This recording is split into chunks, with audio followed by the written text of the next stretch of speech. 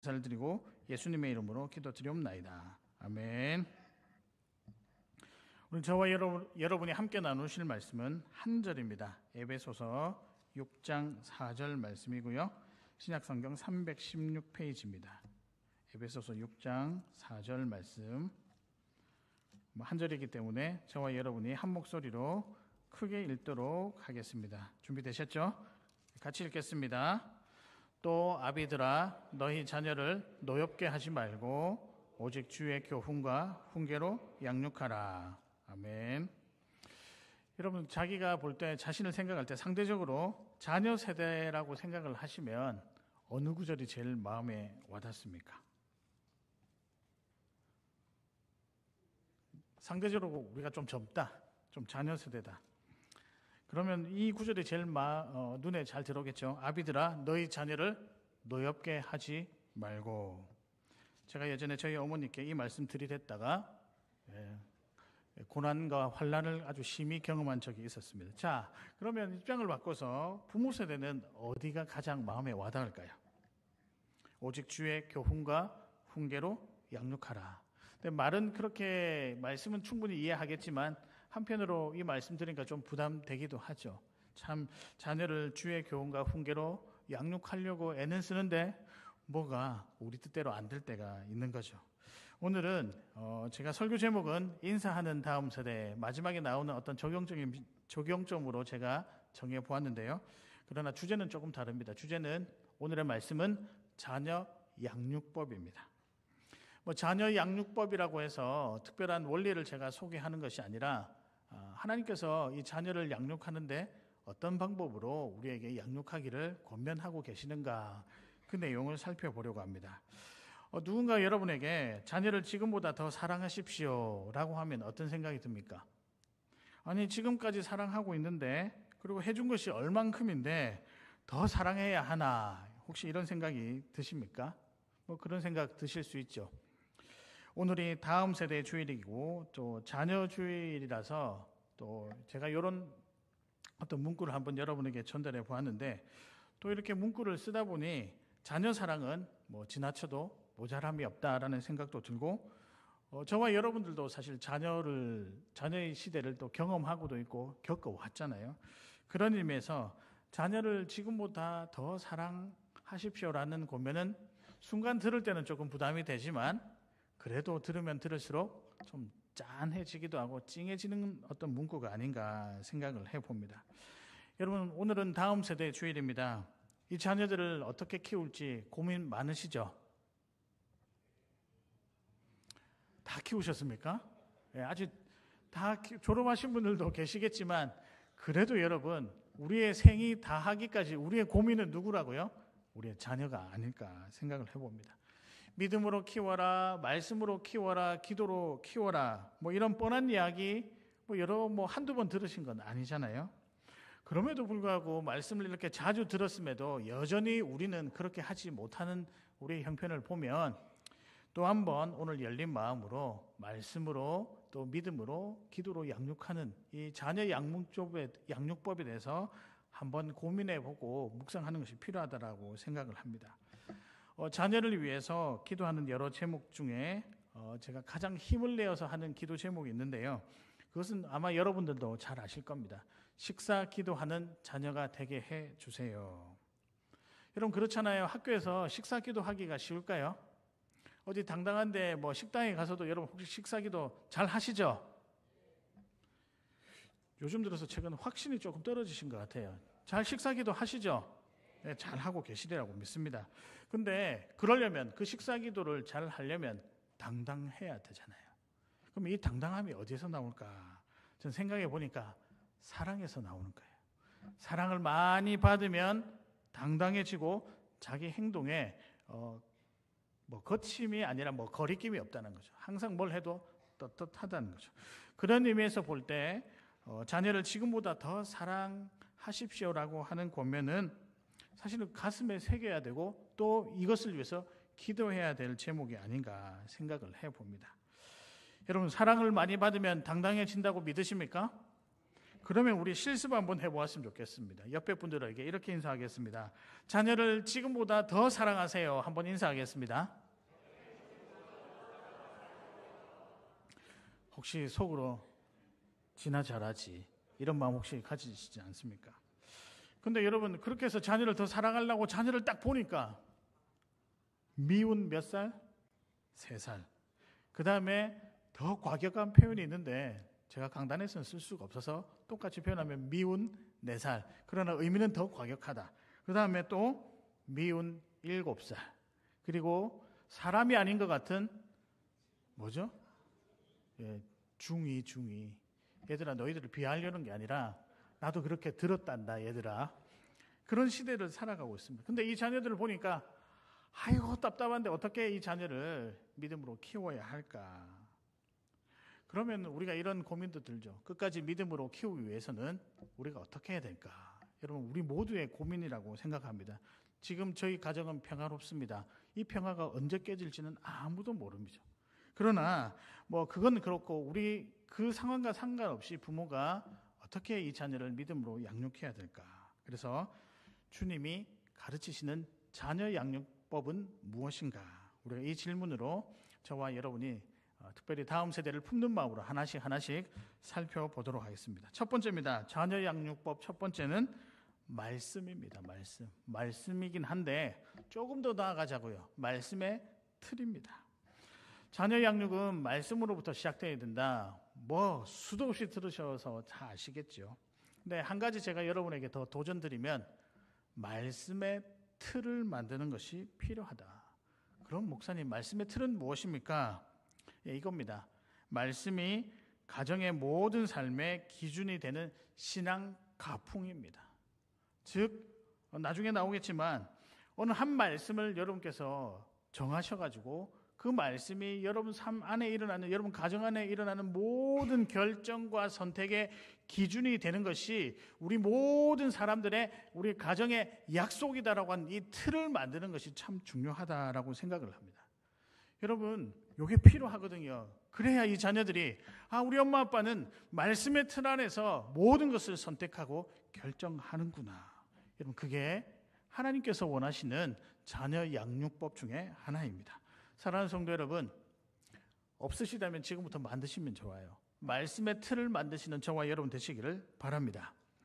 자, 그럼 여러분에게 질문 하나 드릴게요. 사랑하는 부모 여러분, 평생 붙들고 계신 말씀 한 구절이 있으십니까? 여러분 언제 어디서나 어떤 상황이든지 딱 내가 외우거나 아니면 여러분 반드시 기억하고 혹시나 누가 물어보면 쓸 줄 아는 그런 말씀 한 구절이 계십니까? 쓸 줄 아는 거는 좀 심했다. 그렇죠? 이 말씀 혹시 있으십니까?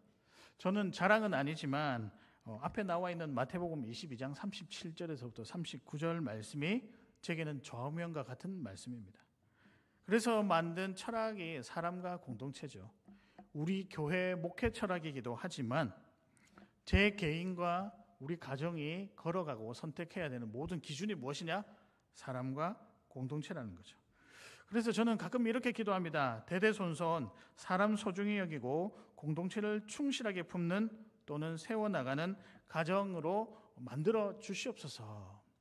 여러분 요 틀, 요 기준이 무엇이냐? 말씀의 틀이라는 거예요. 신앙 가풍입니다. 가풍. 여러분 이 신앙 가풍이 가치관을 만들어내고 삶의 습관도 만들어내고 결정적일 때 방향타를 정할 수 있는 키가 될 수 있다는 거죠. 여러분 그래서 고민하셨으면 좋겠습니다. 혹시 신앙 가풍, 말씀의 틀을 가지고 계십니까?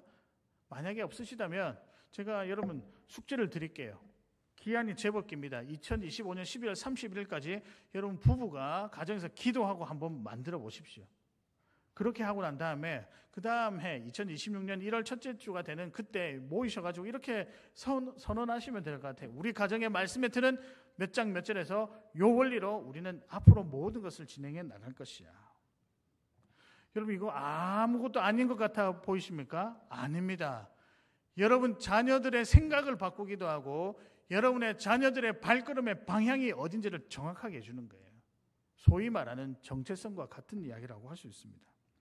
제가 목양실 문을 열고 들어가면 꼭 보게 되는 위치에 켈리로 한 이제 디자인으로 된 액자가 있습니다. 거기에 뭐라고 되어 있냐면 사람과 공동체 창원교회라고 적혀 있습니다.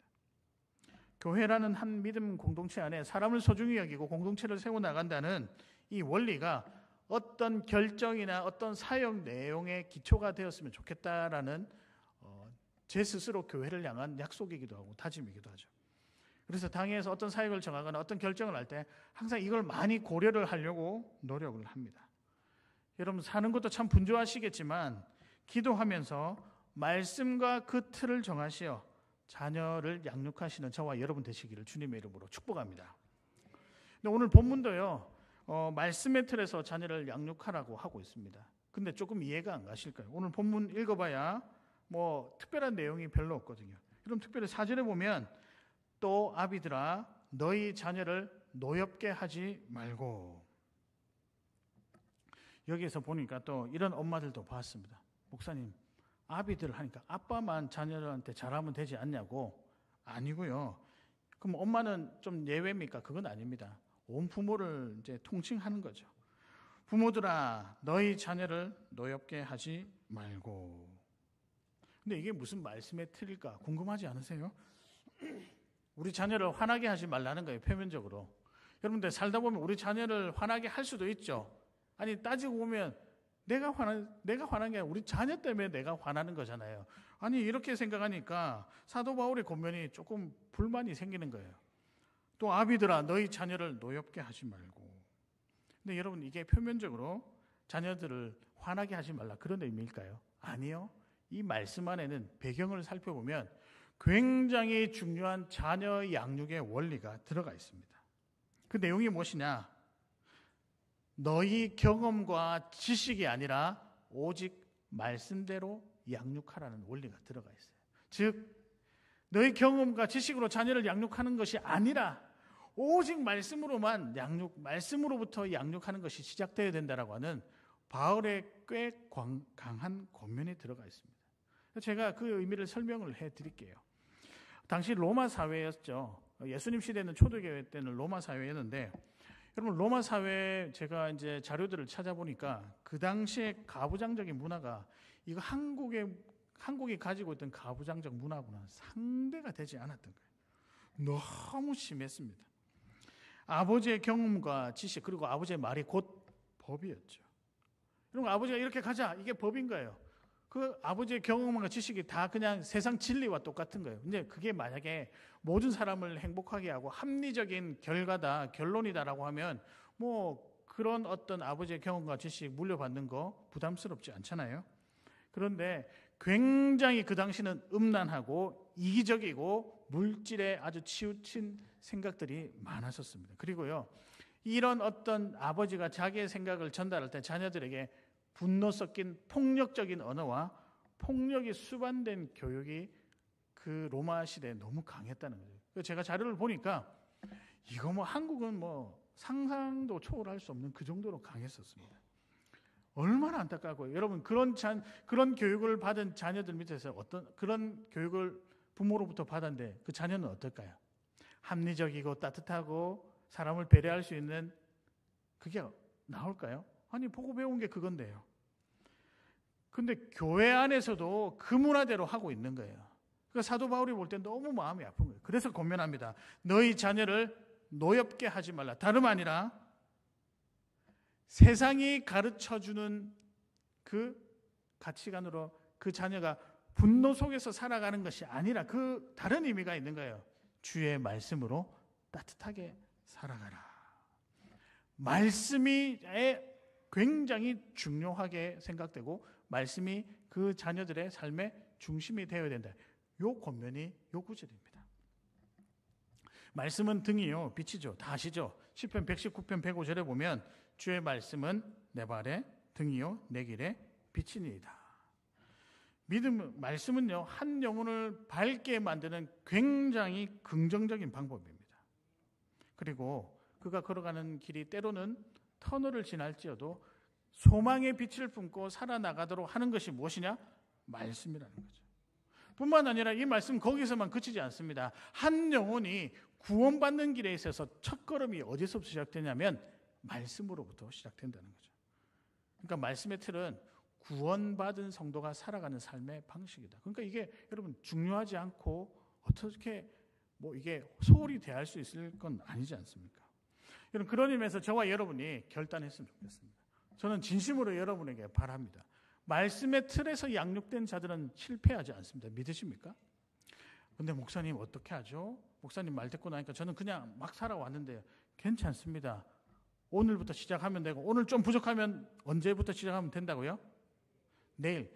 근데 그러다 보면 영영 미뤄지겠죠. 그러니까 오늘 결단했으면 좋겠다는 거죠. 제가 그래서 오늘 기간을 드립니다. 2025년 12월 30일까지 온 가정의 말씀의 틀을 한번 세워보자. 왜 제가 이 말씀 드리냐면요. 내년에 할 사역과 관련이 있기 때문에 제가 말씀을 드리는 거예요.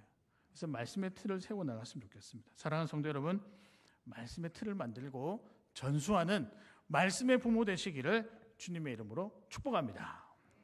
두 번째입니다. 자녀 양육법 두 번째는요. 조금 이제 어려울 수도 있는데 아름다운 선입니다. 선. 자녀에게도 아름다운 선. 자녀와 부모 사이에 선이 있어야 된다는 거죠. 즉 이때 선은 착할 선자가 아니라 어떤 거리와 한계를 정하는 선이라는 거죠. 저와 여러분들도 선이 있습니다. 그렇죠? 지금 당장 물리적인 공간으로 여러분은 강대상 아래에 있고 저는 강대상 위에 있습니다. 이게 공간이 주는 선이죠. 또 저와 여러분은 말씀을 제가 전하는 자고 말씀을 받는 자로서 각자의 선들이 다 있습니다. 근데 그게 부모 자식 간에도 필요하다는 것이죠. 사랑하는 성도 여러분, 요 아름다운 선이 있을 때 자녀를 믿음 가운데 잘 양육할 수 있다. 이 선이 부모 사이에도 있어서 잘 지켜지는 저와 여러분 되시기를 바랍니다. 여러분 드라마 좋아하시죠? 아니라고 하지 마세요. 여러분 드라마 다 보셨잖아요. 드라마 많이 보셨을 겁니다. 근데 요즘 드라마 내용 중에 보면 꼭 이렇게 가슴 아픈 내용이 나오는데 부잣집 아들이 등장합니다. 그럼 반대로 누가 등장을 할까요? 결혼하려고 하는 그 대상이 또 하필이면 가난한 처녀라는 거죠. 그 반대도 있습니다. 부잣집 처녀와 가난한, 그래야 공평하죠. 예. 근데 그때 또 한 분이 등장하죠. 누가 등장할까요? 시어머니가. 어떻게 그렇게 잘 아세요? 경험해 보셨나요? 시어머니가 등장합니다. 그리고 나서 그 어머니가 뭐라고 하죠? 이 며느리를 따로 커피숍에서 항상 만나죠. 만국의 드라마에 공통적으로 나오는 장면입니다. 그러면서 내세웁니다. 이렇게 이야기하죠. 이 결혼 좀 양보할 수 없겠니? 처음에는 부드럽게 이야기하다가 점점 말이 안 통하면 이런 논리를 내세우죠. 어떻게 키운 내 아들인데? 좀 비슷합니까? 죄송합니다. 이 아들을 어떻게 키웠는데 네가 왜 우리 아들 인생을 망치려 하느냐? 이런 그런 장면을 보면 어떻게 하죠? 화가 나십니까? 아니면 동의하십니까? 동의하시면 큰일 나는 거죠. 여러분 꼭 그런 케이스만 있는 건 아니더라고요. 어떤 또 드라마는요. 참 우리 아들 네가 살려줘서 네가 이렇게 같이 해줘서 너무 고맙다 칭찬하는 그런 어떤 반대 장면들도 있더라고요. 그러면서 제가 생각이 났습니다. 그러면 우리 서로 칭찬하고 세워주는 이 장면에 그 배우들을 어디에서 캐스팅할까? 있어요. 창원교회 성도님들을 딱 캐스팅하면 좋을 것 같아요. 감당할 수 있겠습니까? 잘할 수 있겠습니까?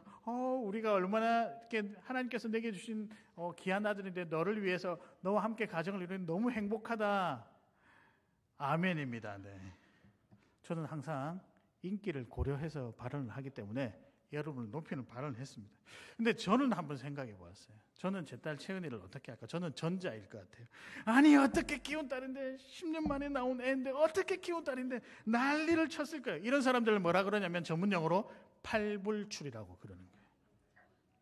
근데 왜 그럴까? 선이 없는 거예요.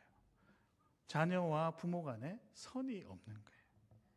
제가 어떤 책에서 우리는 자녀 세대는 세 가지 독립을 해야 된다라고 제가 봤는데요. 첫 번째는 뭐냐면 정서적인 독립을 해야 된대요. 두 번째는 이게 참 좋던데 영적인 독립, 즉 신앙적인 독립을 해야 된다. 그리고 마지막은 재정적인 독립을 해야 된다라고 하는 것을 보았습니다. 여러분 참 공감이 되죠. 근데 필요한 것이 있습니다. 그러기 위해서는 부모 자식 간에 아름다운 선이 필요한 거죠. 여러분, 자녀를 왜 노엽게 하지 말라고 바울이 권면할까요? 같은 내용으로 골로새서 3장 21절에 보면 아비들아 너희 자녀를 노엽게 하지 말지니 낙심할까 하노라.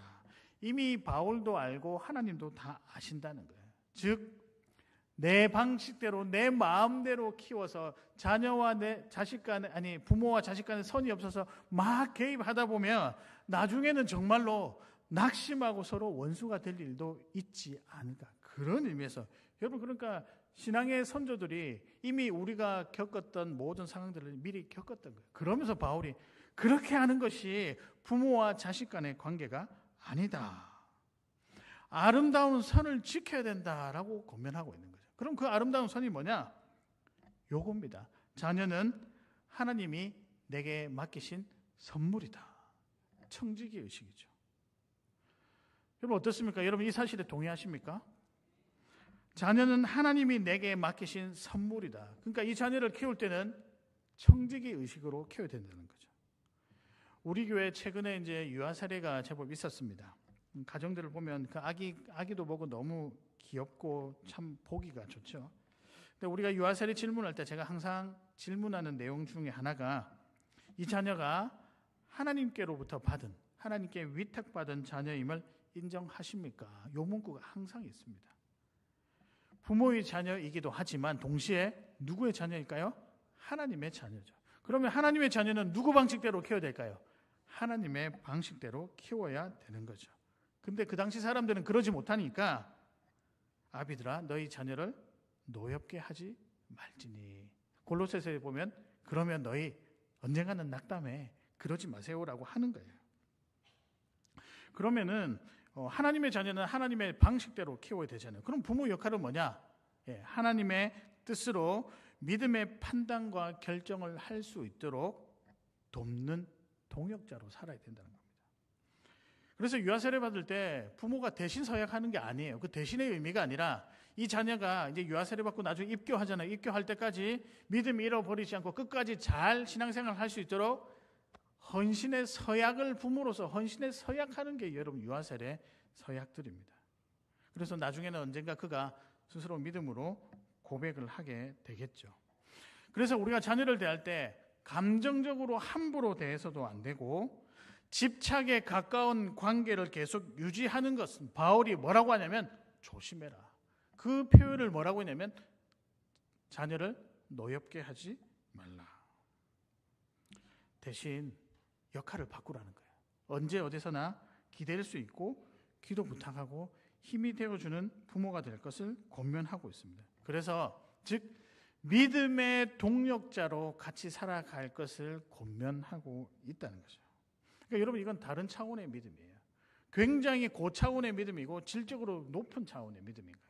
여러분 부모와 이제 자식과의 관계가 가족 관계에서 한 단계 더 나가서 고급 단계가 되면 동력자의 관계가 되는 거죠. 여러분 이게 오늘 주님이 원하시는 부모와 자녀와의 관계 목표치이자 자녀를 양육하는 방법 중에 하나라고 생각을 합니다. 그러기 위해서는 여러분께서 만드셔야 됩니다. 무엇을요? 아름다운 선을 만들어야 된다는 거죠. 뿐만 아니라 사랑하는 성도 여러분, 우리 주님이 우리를 자녀 삼으시고 자유롭게 하셨습니다. 믿으십니까? 속박하지 않으셨어요. 우리 주님이 우리를 향한 삶의 목표는 뭐냐면 자유에서 마음대로 살 수 있도록 해주신 거죠. 근데 물론 이제 이 마음대로가 자기 마음대로가 아니고 주의 틀 안에서죠. 근데 우리가 살다 보면 자유롭지만 실수도 하고 죄를 짓게 되는 거죠. 그러나 그 죄를 어떻게 되었습니까? 십자가에서 예수님께서 달려 죽으심으로 모든 죄가 사해졌고 그때부터 참 자유와 은혜가 부어진 거죠. 여러분 이게 아름다운 선입니다.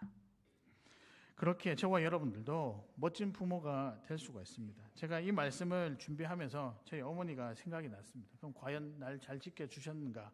물론 이제 모든 부모가 다 어느 정도는 자기 자녀에 대한 욕구가 있겠죠. 그래서 제가 한 번은 정말로 저한테 선을 지켜주세요. 엄마 인생은 엄마 살아가세요. 저 인생은 제가 살아가겠습니다라고 하니까 갑자기 저희 어머니가 계산기를 막 꺼내시더만 이때까지 해놓은 이때까지 내가 그래 네 인생 네가 살아고 내 인생 내가 살아가니까 내가 이때까지 해준 밥을 얼마에 곱해가지고 그걸 다 계산을 하시는 거예요. 그러면서 돈을 딱 내면서 이 돈 내놓고 나가라.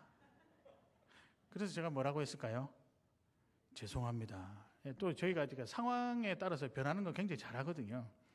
그러나 중요한 것은 주님께서는 아름다운 선을 지키고 특별히 부모에게는 청지기 의식을 가지고 이 자녀를 양육할 것을 권면합니다. 사랑하는 성도 여러분, 지금이라도 늦지 않았습니다. 아니 목사님, 저는요 나이가 좀 다 들어서 이 자녀들 뭐 이제 다 키우는데 제가 무슨 선을 또 지키고 이래야 됩니까? 아니요. 그 자녀들이 손주들을 그렇게 양육하는지 감시하셔야 돼요. 감시라고 하는 것보다 바꿔서 이야기하면 동력하기 위해서 기도하고 권면해야 되는 거죠.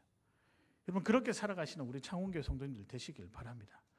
그래서 저는 저희 교회가 참 왜 신기하면서도 자랑스럽냐면 이 교회는요 희한하게 3대가 4대가 같이 신앙생활하는 데가 가정들이 있더라고요.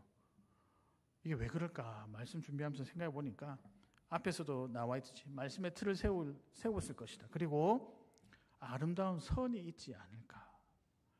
여러분, 참 하나님 보시기에 귀한 가정들이라고 생각을 합니다. 우리도 그렇게 믿음의 3대, 4대, 5대 영원히 주님 오실 때까지 그런 믿음의 자자손손을 만들어내시는 저와 여러분 되시기를 주님의 이름으로 축복합니다. 아멘. 마지막입니다. 자녀 양육법 마지막인데요. 이건 아무한테도 들어본 적이 없을 겁니다. 당연하죠. 제가 아무한테도 말한 적이 없으니까요. 마지막 고면은요, 요겁니다. 자녀를 누구로? 제자로. 여러분, 자녀를 제자로, 하나님의 제자로 혹시 만드실 생각을 해보셨습니까? 그럼 그분은 참 대단하신 부모이십니다. 사랑하는 성도 여러분, 예수님의 마지막 지상 명령의 핵심은 성도를 제자로 만드는 것이었습니다. 마찬가지로 부모 여러분들도 자녀들을 누구로 만들어야 된다고요?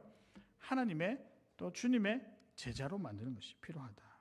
이미 그럴 수 있도록 충분히 여러분에게 능력도 주셨고 지식도 주셨습니다. 단지 우리 욕심이 조금 과할 때가 있어서 그렇지 충분히 가능하다는 거죠. 사랑하는 성도 여러분, 자녀를 제자로 만드는 일에 온 힘을 다하시는 저와 여러분 되시기를 바랍니다. 4절 이제 후반절이죠. 오직 주의 교훈과 훈계로 양육하라. 주의 교훈과 훈계로 그 다음에 양육하는 것, 이것이 예수님이 제자를 만드시는 핵심 내용입니다. 마태복음 28장 20절에 보면 내가 너희에게 분부한 모든 것을 가르쳐 지키게 하라. 내가 세상 끝날까지 너희와 항상 함께 있으리라. 이 모든 것이 무엇일까요? 그것이 바로 주의 교훈과 훈계라는 사실이죠. 즉 하늘 백성으로 살아가는 모든 원리들을 뭐하라? 가르쳐라.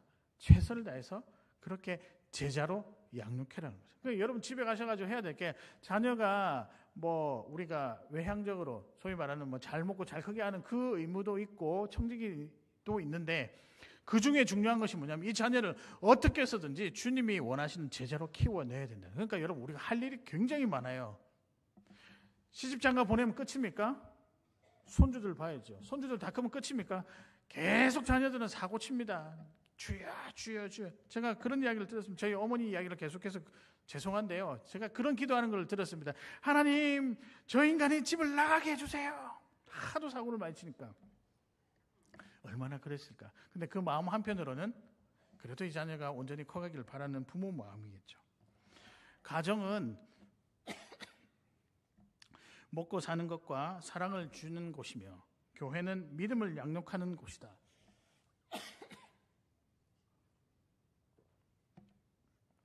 그래서 신앙생활은 전적으로 교회의 책임이다라고 생각하시는 분들이 있습니다. 뭐 가정은 애를 양육해야 되고 또 뭐 이렇게 잘 기도해주고 따뜻하게 해줘야 돼, 그렇게 하는 것이고, 신앙생활은 전적으로 교회가 하는 것이다라고 생각하시는 분들이 있습니다. 맞죠? 충실하게 교회가 감당해야 되죠. 그러나 성경의 모든 양육의 첫 출발을 어디에서부터 시작하라고 말씀하고 있나요? 가정입니다. 가정의 역할을 꽤 무겁게 밝히고 있습니다. 신명기 6장 6절에서도 7절, 이제 쉐마 이스라엘이라고 하죠. 오늘 내가 내게 명하는 이 말씀을 너는 마음에 새기고 내 자녀에게 부지런히 가르치며 집에 앉았을 때든지 길을 갈 때든지 누워 있을 때든지 일어날 때든지 이 말씀을 강론할 것이며. 그러니까 애가 자든 말든 밥을 먹는 마다 계속해서 해라 이 말이에요. 그러면 다 도망갈 것 같아요. 그만큼 가정에서 신앙 교육 시키는 게 뭐하다? 중요하다. 가정에서 제자로 키우는 일이 너무나도 무겁지만 감당해야 될 일이다라는 권면이죠. 잠언 22장 6절에도 이렇게 나와 있습니다. 마땅히 행할 길을 아이에게 뭐하라? 가르치라. 그리하면 늙어도 그것을 떠나지 아니하리라. 맞습니다. 저는 여러분들을 보면서 기도하고 준비하고 제자로 키우는 일에 열심히 했던 분들, 그렇다고 열심히 안 한 건 아니잖아요. 물론 그 결과는 자녀마다 좀 다를 수 있겠지만 끝난 게 아닙니다. 그렇죠? 근데 그렇게 키운 자녀들이 잘 교회에서 자라가는 것을 보면 이 말씀이 맞다라는 확신이 듭니다. 그럼 교회는 무엇을 해야 되는가? 부모에게 다 밀어놓고 교회는 뭐 해야 될 일이 없는가? 교회는요, 믿음의 자녀로 키우기 위해 부모와 동력하는 게 있다는 거예요. 믿음의 원리를 말씀을 통해 가르치기 위해서 같이 예배하고요, 같이 말씀을 보고 말씀대로 사는 법을 공유하는 곳이 어디냐? 교회라는 거죠. 가정에서 잘 하고 있는지 다시 상기시키고 가르쳐줘야 되는 거죠. 여러분, 이게 교회의 역할입니다. 그러고 보면 참 힘들 것 같아요. 애들 밥도 먹여야 되죠. 학교도 보내야 되죠. 준비물 잘 챙긴 거 확인해야 되죠. 여러분 자녀들은 준비물 잘 챙기십니까? 아니, 오늘은 좀 대화를 좀 했으면 좋겠습니다. 여러분 자녀들 준비물 잘 챙기시죠? 거짓말하지 마세요. 여러분 자녀 잘 못 챙깁니다. 그 다음에 여러분 또 직장도 나가야 되고 교회 일도 해야 되고 거기다가 믿음으로 양육해야 되는 거예요. 결코 쉽지 않죠. 그래서 교회 공동체가 부모된 마음으로 함께 모여서 함께 양육하고 함께 고민하는 거잖아요. 그럼에도 불구하고 부모의 영향력이 뭐하다? 가장 크기 때문에 가정에서 제자로 만드는 일이 중요하다. 제가 여러 가지를 할 수 없으니 제가 딱 두 가지만, 제자 양육법입니다. 자녀 양육법이 아니고 제자로 키워가는 제가 두 가지만 꼭 그 방법을 말씀드리려고 합니다. 같이 해보면 좋겠는데요. 믿음과 관련한 제자 양육법입니다. 이미 한 가지를 여러분 아십니다. 그 첫 번째는 뭐냐면 언제 어디서나 식사 기도하는 자녀로 키우라. 이게 저는 제자 양육법의 아주 중요한 원리라고 생각을 합니다. 제목이기도 하지만 목표이기도 하고 기도 제목이죠. 여러분, 이거는요, 언제 어디서나 식사 기도하는 것은 그 자녀가 성도로서의 정체성을 위한 아주 중요한 문제입니다. 구원의 확신에 대한 문제입니다. 이 말과 같은 거예요. 나는 언제 어디서나 예수 믿는 사람이라고 당당하게 말할 수 있는 그 정체성에 관한 말이라는 거죠. 그래서 여러분, 이걸 위해서 여러분 정말 자녀들을 이렇게 양육해야 됩니다. 사도 바울도요, 자기의 고난 속에서 그 고난의 흔적이 육체에 새겨진 것을 보고 뭐라고 하냐면 나는 내 몸에 예수의 흔적을 가졌노라. 갈라디아서 6장 17절에 보면 내가 내 몸에 예수의 흔적을 지니고 있노라. 그래서 언제 어디서나 식사기도 하는 것은 내 삶에 예수의 흔적을 새기는 아주 중요한 일입니다. 그러니까 여러분들도 마찬가지입니다. 식사기도 하시길 바랍니다. 그리고 자녀들한테 보여주시기 바랍니다. 이게 바로 자연스럽게 보여지는 제자 양육법입니다. 두 번째는요, 이건 잘 들으셔야 됩니다. 인사 잘하는 자녀 세대. 여러분 자녀들 인사를 잘 시켜야 됩니다. 반갑게 인사하는 것, 저는 이거는 믿음의 행위라고 생각을 합니다. 하나님을 사랑하는 행위요, 사람을 사랑하는 행위가 여러분 저는 인사라고 생각합니다. 그리고 인사하니까요, 여러분 돈도 나와요. 한 번씩 인사하시면, 애들이 인사하면 어른들이 항상 제가 봤거든요. 저희 딸도 어디 가서 10,000원을 가지고 오더라고요. 어디서 했는데 인사하니까 누가 주시더래요. 얼마나 이쁘고 귀여웠으면. 기특하잖아요. 근데 이게 제자가 되기 위한 중요한 자세입니다. 가끔 어른들이 그렇게 이야기를 하죠. 요즘 젊은 사람들은 인사를 잘 안 해. 물론 다 그런 것은 아니죠. 인사 잘 하시는 분들도 계시죠. 근데 혹시 또 젊은 분들은 이런 이야기를 들으면 또 꼰대 이야기, 라떼 이야기 하는 거 아닌가. 근데 조금만 더 생각을 해보면요, 인사는 그 사람을 향한 사랑입니다. 사랑. 서로 사랑하고 존중하는 것의 첫 관문이 뭐냐? 인사하는 거죠. 거기서부터 배려와 섬김이 시작되고 모두가 행복해지는 겁니다. 근데 이런 사랑이 어떻게 꼰대라고 말할 수 있을까요? 물론 각자의 표현 방법이 다를 수 있지만 서로 눈을 보고 웃으면서 인사하는 것, 공동체를 참 따뜻하게 만드는 귀한 방법입니다. 그래서 저는 여러분에게 권면드립니다. 인사 잘하는 자녀로 키우는 것은 귀한 믿음의 행위다. 어떻습니까? 동의하십니까? 그리고 말씀에도 분명히 어른을 공경하라고 되어 있습니다. 제가 가끔 저희 교회 어린아이들 유치부 애들도 있고 저한테 이렇게 부르는 친구가 있어요. 사랑하는 창원교회 담임 목사님 강주영 목사님 안녕하세요. 제가 그래서 너 들어와. 저기 있는 간식 박스 니 다 해. 얼마나 귀여워요. 그 애가 무슨 제가 담임인지 뭔지 알겠어요. 근데 어떻게 해서인지 사랑하는 담임 목사님 강주영 목사님 반갑습니다. 얼마나 귀여운지 몰라요. 그분 엄마 아빠도 다 귀여워 보여요. 여러분 또 있습니다. 저와 여러분 사이에도 인사를 잘 해야 됩니다. 어떻게 해서든요. 저와 장로님들은 교회 지도자들이고 교회 어른들입니다.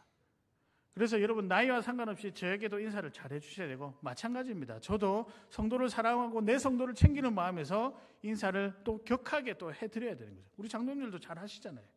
마찬가지입니다. 그래서 저는 인사하는 것이 믿음의 행위라고 생각을 합니다.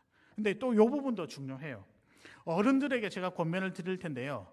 인사를 잘 받아주셔야 됩니다. 근데 가끔 인사를 받으시지 않고 뚱하게 계시는 분이 있거든요. 그러면 다시금 인사하고 싶은 마음이 안 생깁니다.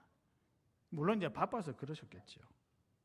그래서 여러분들은 만약에 젊은 분들은 어린아이들이 인사하시면 여러분들은 또 어떻게 해야 되죠? 일단 어린애들이 만약에 인사를 하면 주머니에 손부터 들어가시면 좋겠어요. 뿐만 아니라 청년들이 열심히 하면 잘한다. 아이고 우리 청년들을 보고 있는 이 말 한마디가 굉장히 큰 위로가 되는 거예요. 반응을 잘하시는 우리 어른 세대 되시기를 주님의 이름으로 축복합니다. 이렇게 해서 여러분 이렇게 살아가는 것이 우리 자녀들을 제자로 키우는 모습이다. 그것이 자녀를 소유가 아닌 동력자로 만들어내는 귀한 모습이라고 생각을 합니다. 여러분 상상해 보십시오. 이 자녀들이 나중에 제자로서 살아가는 굳건한 믿음의 성도로서 살아가는 거 상상하면 기쁘지 않습니까? 얼마나 기쁩니까? 그런 의미에서 우리가 서로 우리 자녀들 그래서 지금 한번 인사하겠습니다. 우리 상대적으로 자기가 젊다고 생각하시는 분들은 우리 어른들에게 사랑합니다, 축복합니다 한번 인사하겠습니다. 감사합니다. 그 다음에 우리 어르신들은 우리 청년들이나 우리 좀 상대적으로 젊은 분들에게 사랑합니다, 축복합니다 한번 인사하실까요? 감사합니다. 이게 바로 오늘 설교 제목입니다. 다음 세대, 인사하는 다음 세대가 되자. 그게 주님의 제자의 모습이라고 생각합니다. 사랑하는 성도 여러분, 그렇게 살아가시는 저와 여러분 되시기를 바랍니다. 말씀을 정리하겠습니다. 오늘의 말씀은 자녀 양육법입니다. 주님이 가르치시는 자녀 양육법은 무엇인가? 첫 번째는 틀입니다. 말씀의 틀. 두 번째는 선이죠. 아름다운 선이죠. 세 번째는 제자로 키우는 저와 여러분 되시기를 주님의 이름으로 축복합니다. 우리 그 마음에서 서로 축복하는 찬양 하도록 하겠는데요. 때로는 너희 앞에 제가 예전에 많이 불렀던 찬양인데 서로 손도 내미시고 서로 쳐다보시면서 손도 잡으시고 축복하면서 찬양하도록 하겠습니다.